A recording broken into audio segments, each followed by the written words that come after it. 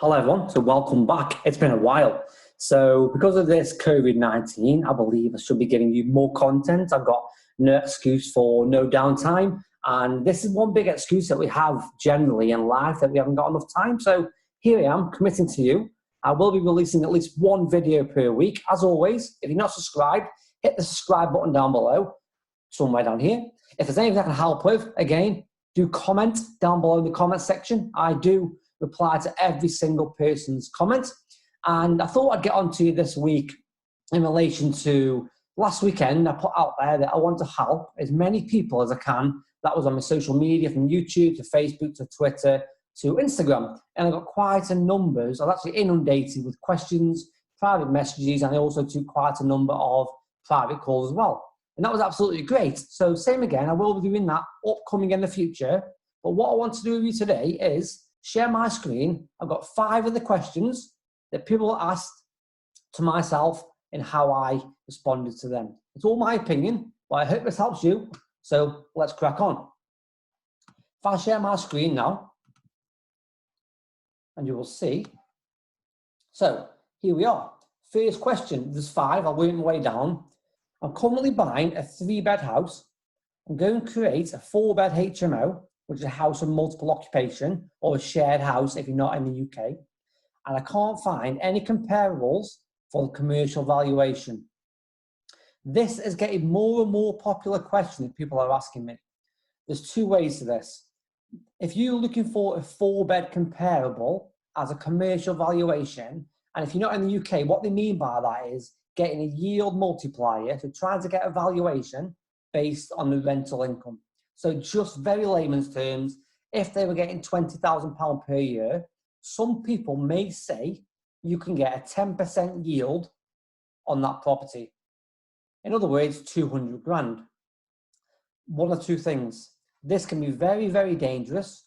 If that house is only worth 90 and you're getting a valuation of 200, that is pretty dangerous.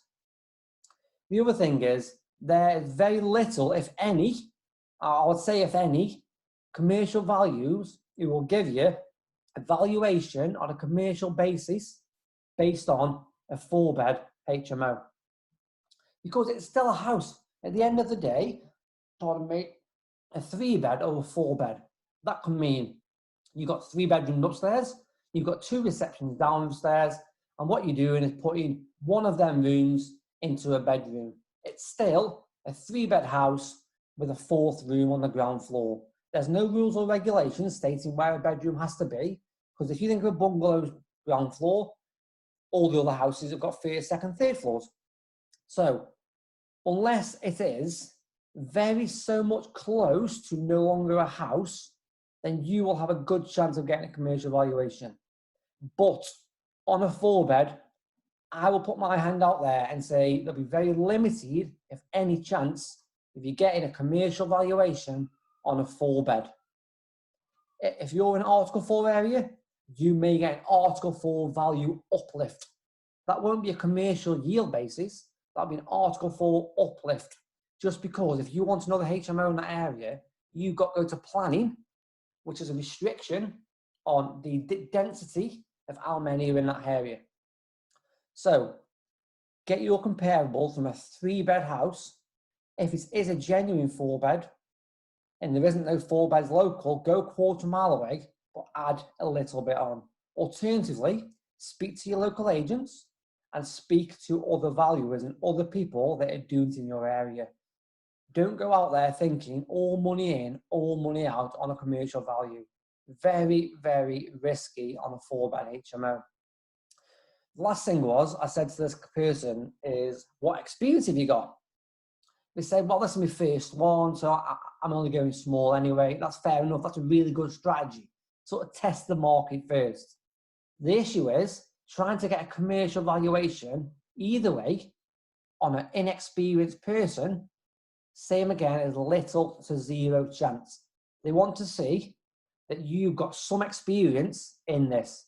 Normally means homeowner, buy-to-let property already, and 12 months experience. They are the minimum 3 requirements that some banks ask for, some ask for more. So The next thing, talk to your broker. Even if you're looking to get into investing, talk to your broker now. Get them understand who you are, what you do, and let them tell you what they can get. If you want to go to a 10-bed HMO, ask your broker on your current situation if you can get that. A quick example before we go to the next question. A client came to me 2 years ago and says, John, can I buy that ready-made 9-bed HMO from you? I'm sorting a deal on. And that was £250,000. They said, it's not a problem, we've got the cash in the bank.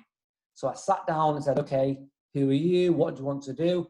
And their first thing was, they said, they want to momentum invest. It means cash in, cash out, cash in, cash out. It doesn't mean all cash out, but they want something back out to get the next one. Straight away, I realized they hadn't got the experience. I said, talk to your broker first. They went away and did that. Their broker said, we can only get you the maximum of a 6-bed HMO on your first property until you've got 12 months experience. For me, it's not about the money. It's about making sure I link people up with the right deal for them. I could have sold this and made £6,000 sourcing fees to that client. But what's the point? It wouldn't have worked. The deal worked, but the momentum investing wouldn't work. So 3 to a 4-bed, get your comparables off. Right move, sold, subject to contract price. Speak to other investors and speak to agents. Do bear in mind, a lot of agents will try and win the work, so they may overinflate the value. Not all of them, but a lot of them will do. That's question 1 out of the way. Let's go to question 2. I'm currently going through planning for a 10-bed HMO. Here you go, that links to this one. I'm currently going through planning for a 10-bed HMO, and my architect says it won't work as need to allocate 4 parking spaces. What are your thoughts? Okay, my thoughts on this are a few things. Where was the property based? He told me it's in the city centre. Okay, that's good. That's what I want to hear. Is there any major bus routes in or near around? He said, about the city centre, there is a main bus station. Okay. He says, out the back, there's possibly 1 space, but on the website, the architect telling me we need 4 car parking spaces. Few things, he may be right, but I questioned it because it's city centre. 99% of the times, you don't need parking in a city centre. There's a main bus route, a bus stop, they can get anywhere around the city. The biggest thing the council may ask for, and they are asking for, a lot of ones I'm doing, is a cycle rack. If you're doing a 10-bed, they might say they want 10 cycle racks. They might want to say 6, that was their requirements. A lot of councils now are trying to do the eco-living, the green environment. Cycling will help that. It also helps people with their health and well-being and fitness. So I said, go back to him, ask him a few questions. And he came back with a few more questions. The architect saying he started doing a plan, but he stopped doing them. He wasn't sure on the elevations. And I said, is this architect correct for you? Is this architect correct for you? It sounded like the architect, I'm only making assumptions, that the architect hasn't done a job to this scale before. And he was a bit nervous, a bit fearful, which is fair enough. So I linked him up with an architect that I know, because it shouldn't be a major issue, and it shouldn't be an architect that's giving you fearful information. If it's factually correct, then absolutely amazing. Hang on to them professionals straight away. And stuff that was telling me it didn't make sense. So your professional people you work with, people call me power team, are crucial. Cheapest isn't always the best, and expensive isn't always the best, obviously. It's trial and error in these kind of games. That's question 2. Let's go to question 3. Is it currently the right time to buy? And at the moment, because this will be on YouTube very shortly, at the moment, there is a COVID-19. We're all on lockdown, but this could happen in any time of the market. Are the prices going up too much? Are they dropping too much? Is this the current time to buy? Okay, this could be a bit of a long question, but I'll try and do it short as possible. Pardon me. So, is it currently the right time to buy? Me personally, If you've already got an offer in, if you've already stacked your numbers, if you've already done your stress tests, if you've already put your interest rates in there as if you were going onto variable or default, it still works. To me, it's still a deal. What's happened these past 2 weeks is a lot of lenders have pulled out the market. A lot of lenders have gone from 85% buy to let to 80 to 75, dropped to 70 or even 65% loan to value. So you can see people are questioning it right now because maybe they were expecting 80% loan to value, but they haven't done their risk factor into 70%, 65%. What is the lowest that you could go to make a deal work? If you've done all that correct, if it was a deal then, it should be a deal now. If it means you're leaving an extra, from whatever you already calculate, an extra £20,000 or dollars or whatever your currency may be in the deal, so 20,000 your currency, if that still works, that's fine. Because for me, as an example, this week I've had 2 remortgages that I'm trying to go through and getting some quotes in. And because of the market changes, there's not as many lenders. I've had one lender come back to me because these houses are in my own name at 1.64%. That is absolutely cheap. That's free money, to be honest with you. On my last one, on my limited company, I paid 3.3. So you can see there's variables everywhere. And that is at 75%. That is free legals and that's a free desktop valuation. It's a desktop because of this COVID-19, the government, rightly so, are telling people to stay in, stay safe, and keep the NHS safe. So is it the right time to buy? It's all about your risk profile. Are you wanting all money back out? Don't believe these trainers who keep saying, get all your money out, get all your money out. It's not always the case. Why not leave some money in? That's your skin in the game. Let inflation, as long as it's going up, erode the debt. As an example, you've got a 100 grand loan, 75% loan to value, you've got 75 grand mortgage. So 100 grand value of the house, 75 grand mortgage. In 20 years' time, the house is worth 120. Your loan to value is now dropping 70, 65, etc. as inflation goes on. But obviously, if there's a deflation in the market, a crash, that will come down again. But over time, that will be in your favour.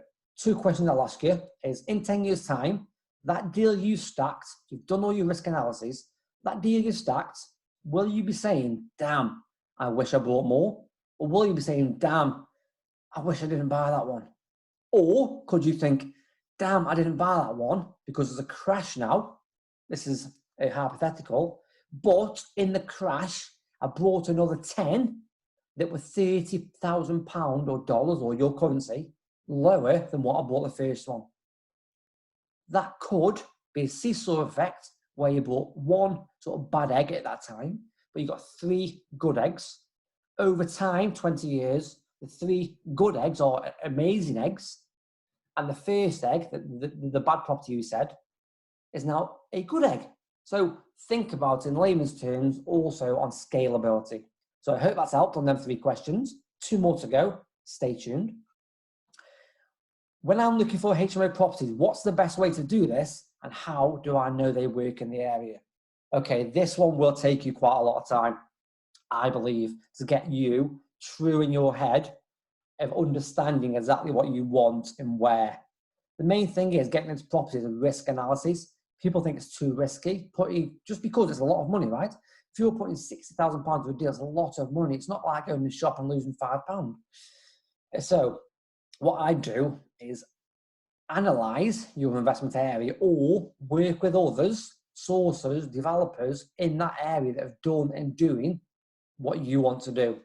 But if you want to analyse it yourself, okay, get an overview map of your area. So I'm in Stoke-on-Trent, and if I was doing this, I'd go on Spare Room. I'd make a few notes of the streets, or at least the pinpoints where a lot of the houses are, which could be, well, I'll tell you in a minute. So I'll do that first, the streets. Then I'd look where all the staff may be working. So in the advertisement on Spare Room, on Rightmove, just look for shared accommodation. Look for studios or 1 beds. Look for 5 or 6 bed houses, because in them, at that might say house share, you'll know from saying £450 a month or £400 a month for a 6-bed house is pretty low. So what you can do is click on the advert and let's say 6 people sharing or 6 households or something like that. So what you've got now, you've got a lot of addresses where these pinpoints are for spare room and Rightmove. You can check the adverts to see this is great for people working at the hospital. This is great for people studying at the university, etc.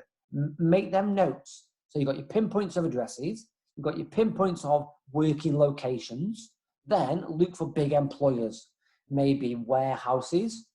It could be anything. It could be farmland, anything where there's workers, make them pinpoints as well and see how close your address pinpointers are to these work locations.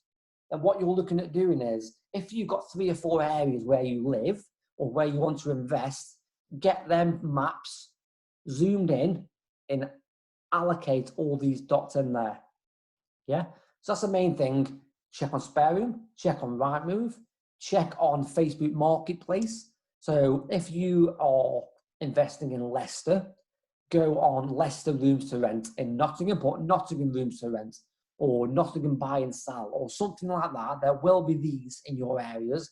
Have a look and you can check the quality and you can check where people are advertising. You might see the odd little pinpointer that's 3 or 4 miles away than most other people, and that could be someone's chosen the wrong area. So they're the biggest thing for you to do on that section. And I've got one more question left. Don't forget, hit the subscribe button below, ask me your questions. I'm going to start allocating these questions on a document like this to help more and more people. So one more to go. I want to do a HMO. That should say. I'm not sure if to go big. A few people told me it's just as easy to do a 10-bed as it is a 3-bed. What do you think? I think I've covered this partially on the first question, actually, where the biggest thing, honestly, please do this, is ask your broker. Let me go back to my screen 2 seconds. So the biggest thing on this, honestly, is speak to your broker. If you haven't already got a broker, let me know, comment below. I'm happy to share the one that I'm currently using. Please speak to your broker, who you are, what you currently do, get them to do their KYC check, which is know your clients. They'll get a big script typed up, loads of questions for yourself, and ask you everything they need to know. Ask them, okay, now you've got my information, what could I buy now? Can I go and get a 10-bed HMO? Or is that too big? Can you please ask the lender? They will go away and call the banks, call their circle. And I always say use a broker, because if you go and use your bank, you could try your bank as a bit of an overview or a guide, see if they can give you some good rates or values. But whatever bank you use, if you use said bank, they will only show you their products. So if it's ABC Bank, they'll show you their products, their rates, and that's all they'll offer you. A broker will check whole of market or most of market. Ask them, ask your broker, are they a whole of market broker? How many lenders can they put this out to? You're asking them to give you the best information so you can go out there and carry on your strategy the way you want to do. So thank you very much for listening. My name is John Colclough, Director of Pegasus Property Group. As I said, subscribe somewhere down here. I'm here to help. Thank you very much.